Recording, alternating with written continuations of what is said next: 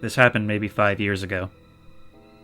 I was living in a small apartment on the bottom floor, with a little garden outside facing the highway and a gas station. It was a very quiet town, and I never once felt unsafe living there alone. At that point in my life, I had some money trouble, and I had to put up some ads on the internet selling some useless stuff like shoes. I got a couple of emails and calls about some gothic-looking boots, kinda expensive and only worn once, so I always figured those would be the first to be sold. One night, I got a call from some guy asking about those shoes. First off, I told him that it was a female model and a small size, just to clear that up from the beginning. He didn't seem to mind and started asking questions about the quality and stuff like that, normal expected things. After about 5 minutes, though, his questions got weirder.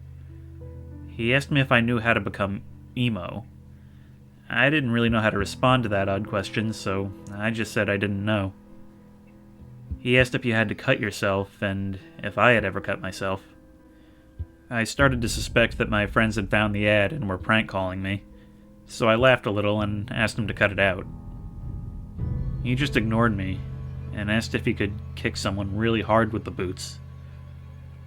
I got a really bad feeling about that, so I said that I didn't want to sell my shoes to someone like him, and was just about to hang up when he started screaming at me like a madman.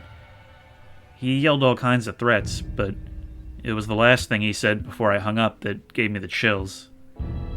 He said he knew where I lived and that he would be waiting for me at the gas station across the street. I had made sure that the number I put in the ad wasn't registered in my name, so that my address wouldn't show up if you searched the number. I called some friends and asked if it was them prank calling me just to be sure, but they all said no, and offered to come over and keep me company. I don't know why I said no to that, but I didn't get much sleep that night. Luckily, no freak came knocking, but it took a while for me to ever feel safe selling something again.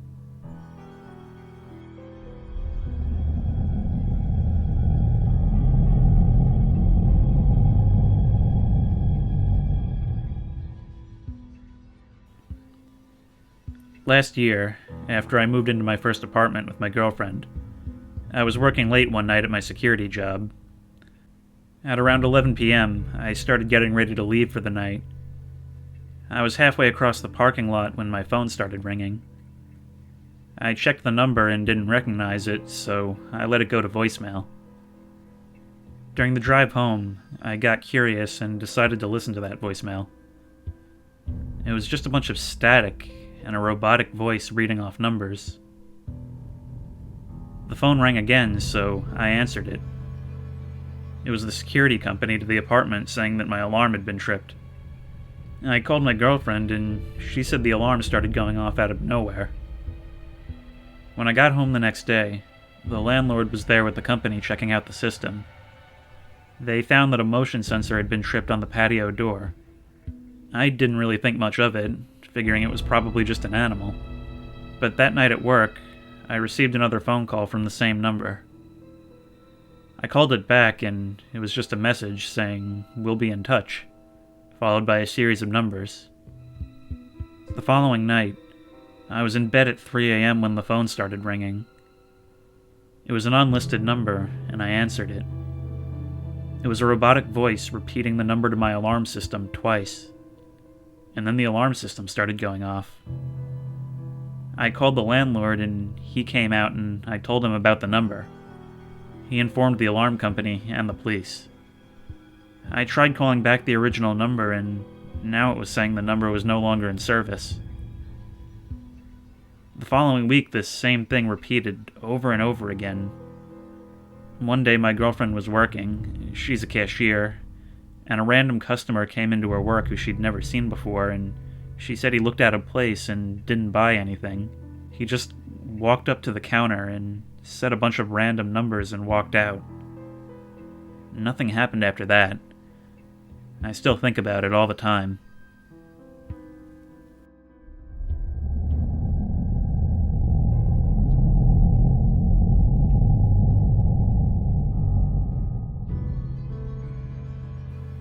I'm working in a funeral home right now. Obviously, we always get calls from people who think they're ready to start organizing things or to get their dead grandma picked up from their house, but then they break down. I answer so many calls where it's just people crying in the distance.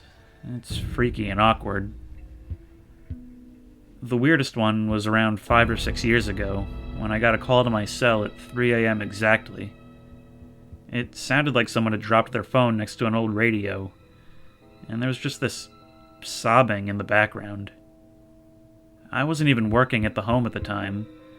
I had been living in New York City with my partner for a year while he finished med school. It went on for about 10 minutes before I hung up. I didn't get a call back. I have a theory that it was a guy who killed his terminally ill wife and himself the same week in my hometown, but I can't really be sure. Sometimes we get preemptive calls if someone's about to die at home, and sometimes some idiots who think we're 911. He shouldn't have had my cell number. Usually I only give it to families if there's some sort of hiccup, so that they can text me updates and vice versa. It was a really strange time.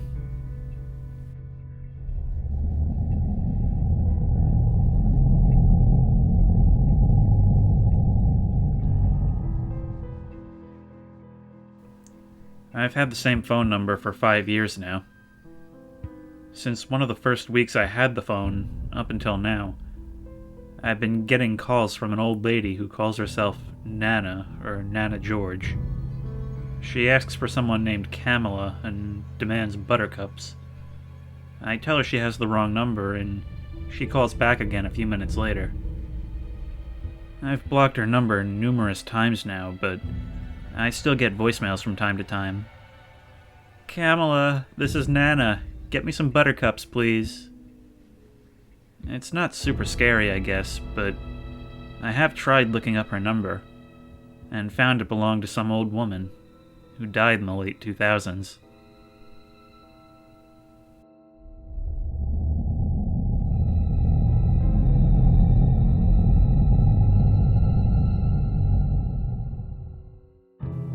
I'm the night administrator in an old hotel. On this night in particular, it was only me in the whole place, since it was closed for repairs. The whole place was dark and looked like a construction site. My place was just by the general manager's office, which was super spooky and always left open. So I was sitting around all night, as usual, reading Dune, when the phone on my desk rang. I was about to answer it, but then I realized that the phone call was coming from the general manager's office.